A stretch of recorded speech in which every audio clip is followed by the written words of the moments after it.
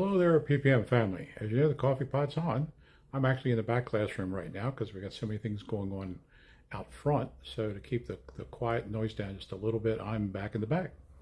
However, with that said, coffee pot is still on and ready for you to stop by. With that said, kind of a big news right now. You know, I've talked about the fact that first aid is just as important as CPR training.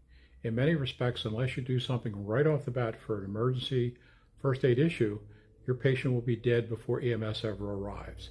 So it's important to train your students in all aspects of first aid, not just a band-aid and a sling. You got to be more detailed.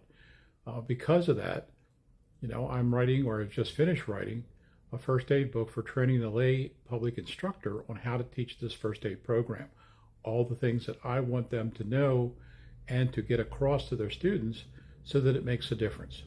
With that said, one of our instructors, Miss Vicki, one of her students that she trained, just relayed her the story that she was at college. She heard somebody yelling for help, went running down the hallway into the room. The lady had accidentally put her hand through a window, cut the radial artery, blood everywhere. Now, radial artery is not one of the largest, however, it is significant as far as pumping blood out of the body. She immediately applied direct pressure. From that, wasn't working, went right into a tourniquet and stopped the bleeding. 911 got there, took the lady to the hospital into emergency surgery right off the bat, and the lady is doing fine. But all this is because of her training on how to stop the bleed, apply the tourniquet. By the way, wasn't a commercial tourniquet. She had to think on her feet and improvise a tourniquet, which is kind of what we do here. Okay, sticks and rags, how to look around you, use what you've got available. Okay, so made the difference.